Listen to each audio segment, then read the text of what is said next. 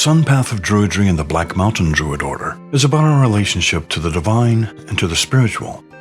The triad of the Sun Path consists of the Wheel of the Year, the gods and the goddesses, and Rites of Passage. The Wheel of the Year consists of 8 high days celebrated by Druids and most other pagans. The gods and the goddesses are the way we allow divinity and spirit to work within us. Rites of Passage are events in which we celebrate the important transitions of our lives. Together, these make up the Sun Path of Druidry and the Black Mountain Druid Order. In most Western cultures, time is seen as linear, but in Druidry, time is cyclical. In Druidry and many other forms of paganism, the cycle of the year is divided up into 8 Sabbats, or high days. These high days are often celebrated with feasts and rituals. They constitute the pagan holidays. These 8 high days consist of the solstices and the equinoxes, and the midpoints between each solstice and equinox. The summer and winter solstice, combined with the spring and fall equinoxes, are called the quarter days.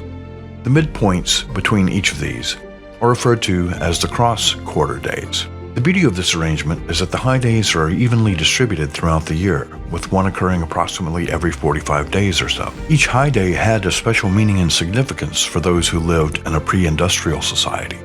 But they also have an inner spiritual meaning that is significant for pagans today, whether or not they live in agrarian communities. For example, the Feast of Mabon, or the vernal equinox, celebrates the harvest of the first fruits as farmers begin to bring their crops in from the field. But it also symbolizes an inner spiritual harvest as we gather the gifts of spiritual seeds we have sown throughout the year. The 8 high days of the Wheel of the Year are often depicted in graphical form as a wheel with 8 spokes. This wheel is sometimes called the Wheel of Tyrannus. Tyrannus is the Celtic thunder god equivalent to Thor, responsible for weather and seasonal changes. An earlier variation of the Wheel of Tyrannus shows a wheel with only 4 spokes representing the quarter days, without the cross-quarter days. This leads some scholars to believe that originally only the quarter days were celebrated. The astronomical alignments of many of Europe's pagan holy sites tend to confirm this hypothesis. In modern times, it's easy to miss the significance of the Wheel of the Year. We get our food from supermarkets and from fast food restaurants, and most of us don't depend on agriculture and animal husbandry for our well-being. In an agrarian society, though, not knowing the proper times to plant and harvest could literally be a matter of life and death.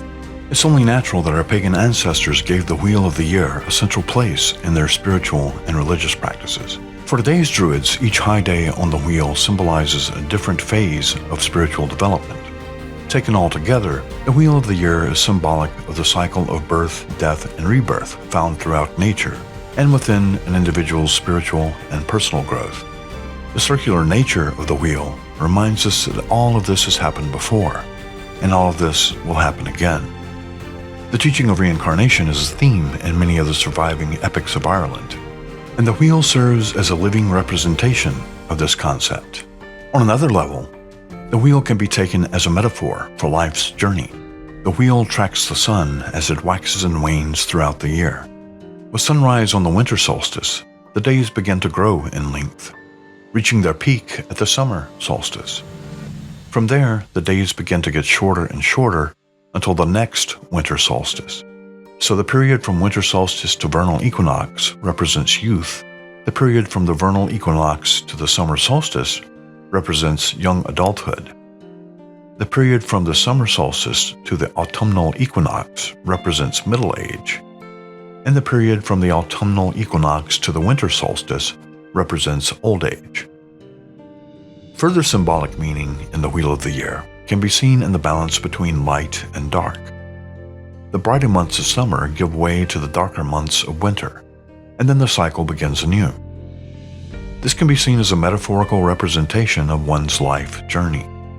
We all have periods of darkness and periods of light. When in a period of darkness, it helps to remember that the light will come again. Also, when in a period of light, it helps to remember that the darkness will come again and to be prepared for it. The Greek philosopher Aristotle created the concept of the golden mean. He conceived of the golden mean as a balance between 2 extremes. This idea is often expressed as everything in moderation and nothing in excess. For example, overeating leads to obesity, and not eating enough leads to poor nutrition and therefore poor health. So the balance between these two extremes would be to eat enough to stay healthy without gaining too much weight. Another example would be seen in the extremes of emotion versus reason. To be ruled by emotion is to be tossed upon the wind by the storms of life. On the other hand, to live totally by reason is to live a cold and unfeeling life. True wisdom is found in emotion tempered by reason. Of course, we all have times when our feelings get the better of us. We also probably have times when we stray too far into emotionless rationalism. But eventually, if we're mentally healthy, we return to stability. The Wheel of the Year illustrates this idea well. As the sun moves into the winter months, the days become darker, only to return to the brighter days of the summer. Just as when we are experiencing our darker moods, we may look forward to brighter times. The Wheel of the Year incorporates Aristotle's idea of the golden mean by depicting the tendency in nature to strive for balance between extremes. Scientists call this idea homeostasis. Homeostasis is the concept that a system, when out of balance, tends to correct itself over time to restore that balance. The number 3 is sacred to Druids, and this is reflected in many triads in Druid practice. One of these triads is Underworld, Middle-earth, and Sky or the Heavens. Humans live on the surface of the earth, balanced between the earth below and the heavens above. To many modern Druids, water represents the forces of chaos, and fire represents the forces of order. Looking at the triad of Underworld, Middle-earth, and Heaven, we find that the Underworld is saturated with the waters of chaos. Just as water poured on the ground will seep into the earth, so the forces of chaos seep into the underworld. Likewise, the fire of the sun represents order. Without the sun, plants could not grow upward from the chaos of the earth. Humans and animals live on Middle-earth, or Midgard, the plane that is balanced between the forces of chaos and order. From the Druid perspective in our order, the ideal life is one that strives for a balance between these forces. In our tradition, many rituals end with the phrase, "Between heaven and earth, I find my balance." This indicates that we will always seek to balance chaos and order in our daily lives. To live a life ruled by chaos is to live without direction and purpose. On the other hand, to live a life ruled by order is to become obsessive about everything. Finding balance allows one to live a life of purpose without engaging in compulsive and controlling behavior. The psychoanalyst Carl Jung conceived of the ideas of shadow and persona. Jung believed that all human beings contain within them the potential for all behaviors, both good and bad. According to Jung, the persona is the mask we wear in our everyday lives. It's the face that we present to others. The persona represents who we think we are and who we wish we would like to be. The shadow, on the other hand, represents all those traits we wish to suppress in ourselves. All of our anger, our fears, and other negative emotions and behaviors are pushed down into the shadow and denied expression in the persona. Jung believed that the key to mental health was a process called individuation. Simply put, individuation involves striking a balance between the shadow and the persona. The shadow represents the forces of chaos and darkness within an individual, and the persona represents the forces of order and light. While the shadow contains all of our darker and more negative emotions, it is also the seat of creativity. To deny the existence of one's shadow is to deny one's own ability to be creative. However, allowing the shadow to rule one's life creates a situation where the individual is ruled by the forces of chaos and darkness. Psychoanalysis is the process by which the individual might balance light and darkness within themselves, thus achieving individuation. Some moral, religious, and ethical systems try to deny the existence of our darker impulses. These systems focus solely on the persona, or the face that we present to others. The more such systems suppress the darker impulses in the shadow, the more unbalanced the individual becomes. In such a case, the shadow becomes a pressure cooker with no means to release the pressure. In extreme cases, the pressure cooker blows, leading to dysfunction and even to psychosis. Druidry in the Black Mountain Druid Order recognizes the need to balance the persona and the shadow. By acknowledging our darker impulses, we open the door to create this balance, leading to individuation. Unfortunately, many people think that acknowledging your darker impulses means having to act on them. Nothing could be further from the truth. Suppose someone has done something that leads you to be angry with that person. Your first impulse might be to retaliate in some way, by returning anger for anger, or by hurting the individual in some other way. Those who focus only on the persona would attempt to suppress and deny this impulse, even though the desire to retaliate is a perfectly normal reaction to being angered.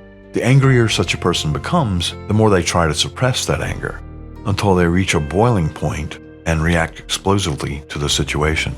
On the other hand, a druid of the Black Mountain Druid Order would seek to restore balance by acknowledging this impulse. Instead of swallowing her anger, a druid of our order would recognize it as a darker impulse. But instead of returning anger for anger, this person might strive to express that anger in positive ways, perhaps by confronting the source of the anger and saying to the person, "You know, what you said or did really made me angry, and I don't want to be angry with you. What can we do to resolve this situation?" So what does all of this have to do with the Wheel of the Year? As much as we might sometimes like to think otherwise, we're not separate from nature. A huge body of research confirms that our environment and the seasons affect our moods and our behavior. If you think about it for a moment, you'll probably find this to be true for yourself as well. Do you find yourself becoming more contemplative and introspective during the winter months? Do you hibernate? Do you become happier and more outgoing in the summer months? Does a walk in the woods improve your mood? If so, you're not alone. The rites, rituals, and celebrations of the cycle of the seasons in our order allow us a tangible, symbolic representation of these inner states of being. Just as the seasons move back and forth between the cycles of light and darkness, so our own moods and feelings cycle between lighter and darker times. Celebrating the Wheel of the Year allows us to acknowledge both our lighter and our darker impulses in a sacramental way. By acknowledging them, we restore balance to our lives and to our spiritual journeys. When celebrating any high day of the Wheel of the Year, the first and most important goal is to ask yourself what your intention is in doing so. By focusing on the intention of the ritual, you avoid the trap of just going through the motions. If your rite or ritual is purpose-driven, you enhance its capacity to speak to you in meaningful ways.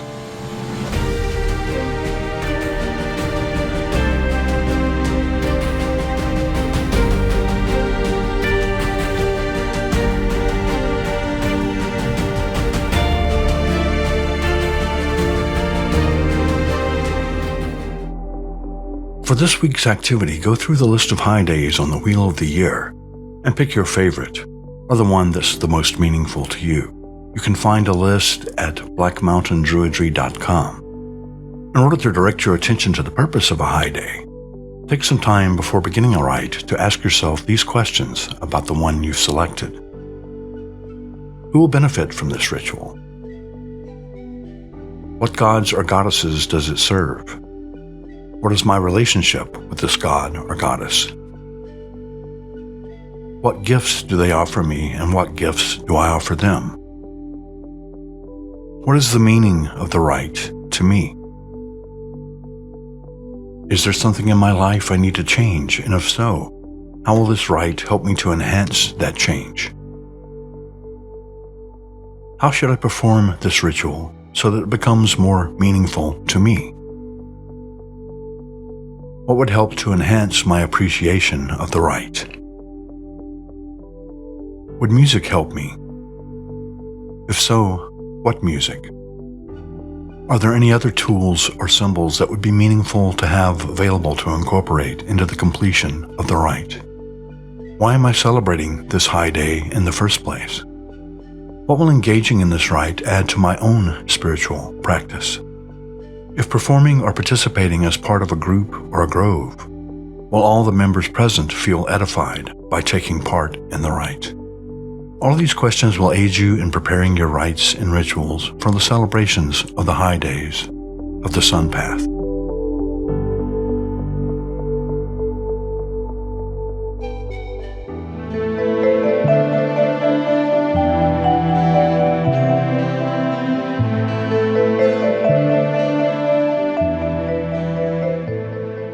Are you interested in nature-centered spirituality? Are you looking to learn more about contemporary Druid practices? Did you know that the Black Mountain Druid Order has a free course in Druidry? Our foundational Druidry course covers the Wheel of the Year, basic herbalism, the Ogham alphabet, meditation, dream work, and vision seeking. It also teaches you how to begin doing your own shadow work. You'll also explore some rites of passage celebrated by our order. The foundational Druidry course is always free, and you're under no obligation to join our order if you decide that the way of the Druid is not for you. Find out more by visiting Black Mountain Druid Order's website at blackmountaindruidorder.com.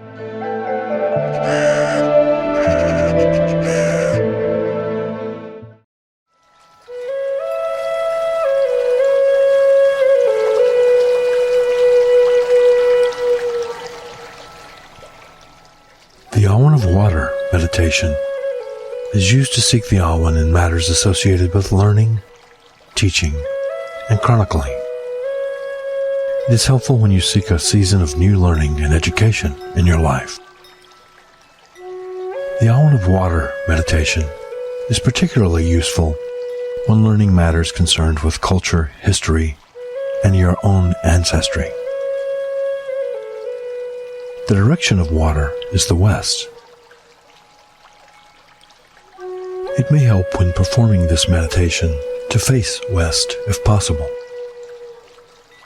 This meditation is especially powerful if done while sitting by a body of water, such as a river, a lake, or an ocean. The season associated with the Awen of the water is autumn. As you begin this meditation, visualize the sunrise on the first day of autumn. Begin with a few quiet, deep breaths. See the colors of fall in your mind's eye. The deep golds, reds, and yellows tell the story of the trees. The leaves have passed through the seasons and will soon be falling.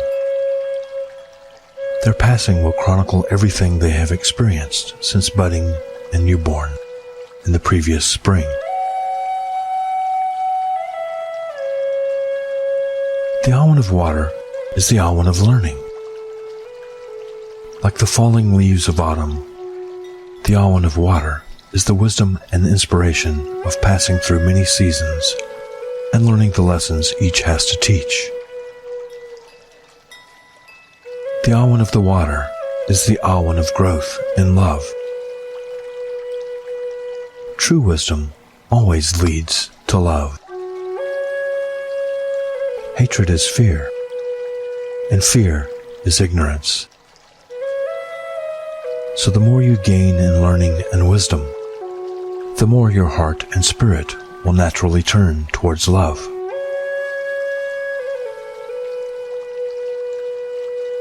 What can the Awen of Water teach you about casting aside fear and hatred and turning towards love?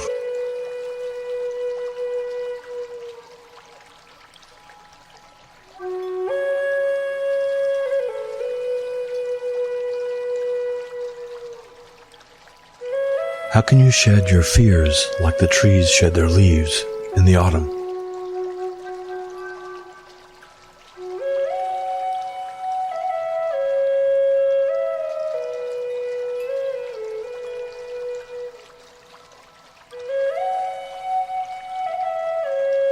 What knowledge and wisdom would you need to seek in order to do so?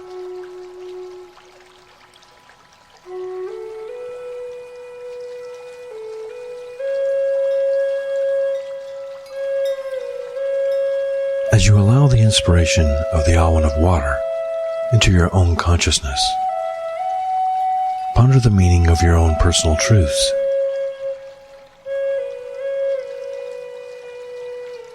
How could the Awan of water lead you to knowledge of your own personal truths?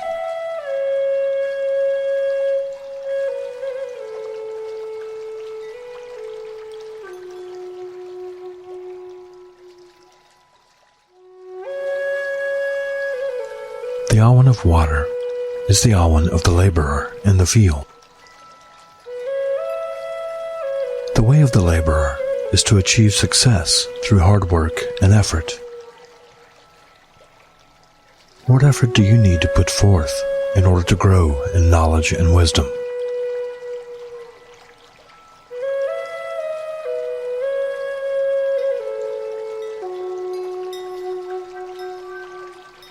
What teachings can the Awan of water lead you to?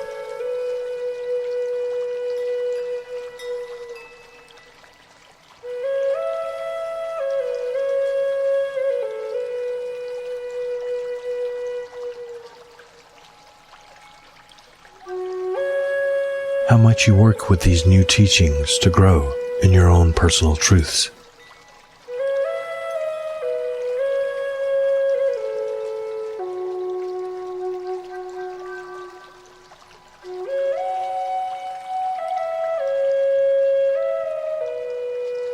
How might you work with this new wisdom to grow in love?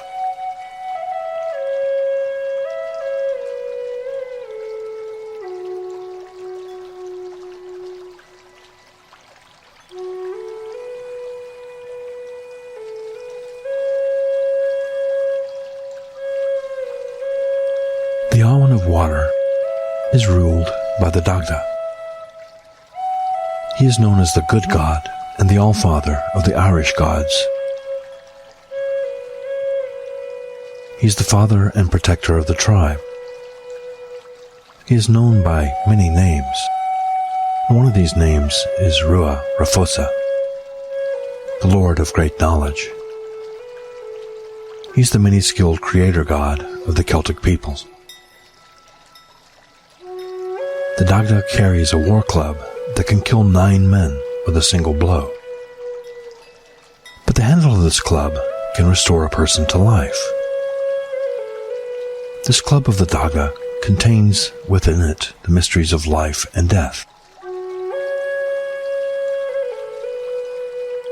The Dagda also carries a cauldron called Kore Unsik. This is a cauldron of plenty from which no one ever left unsatisfied. What is your war club? What knowledge or wisdom do you possess that has the power to destroy or to heal?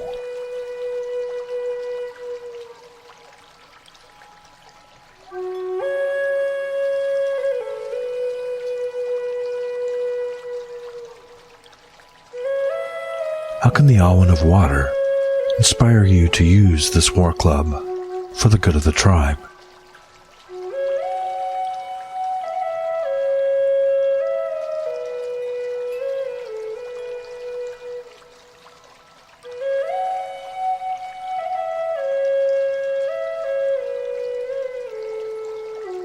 What mysteries of life and death could the Awan of water reveal to you?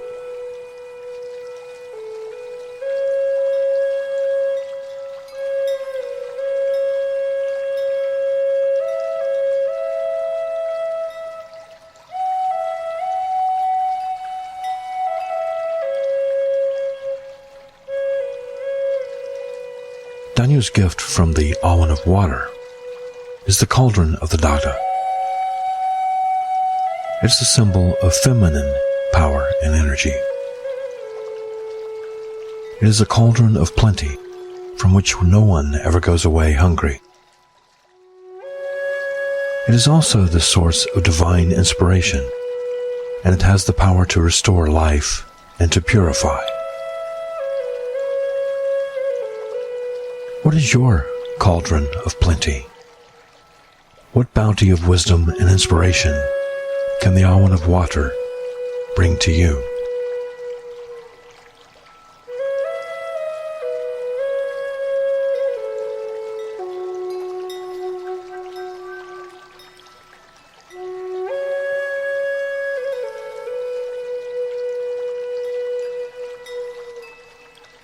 What inspiration do you offer to others?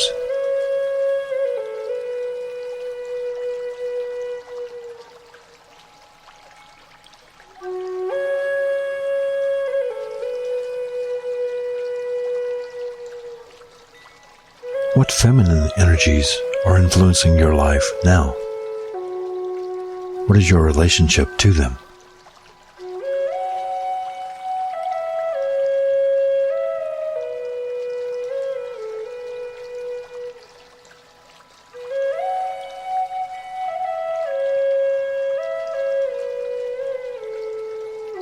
Are you at peace or at war with these feminine energies?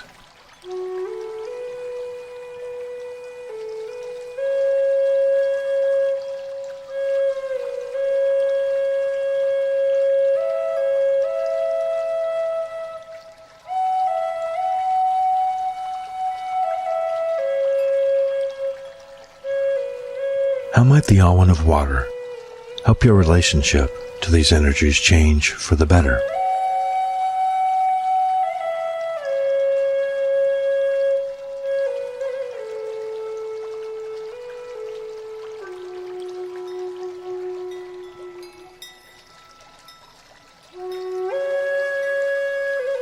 How might the Cauldron of Plenty aid you in your quest for inspiration and wisdom?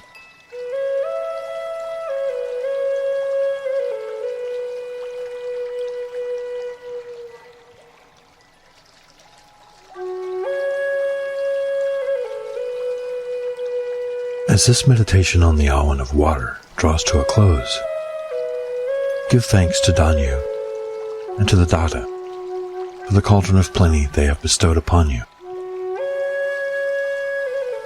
Give thanks to Caridwen for the inspiration within the cauldron.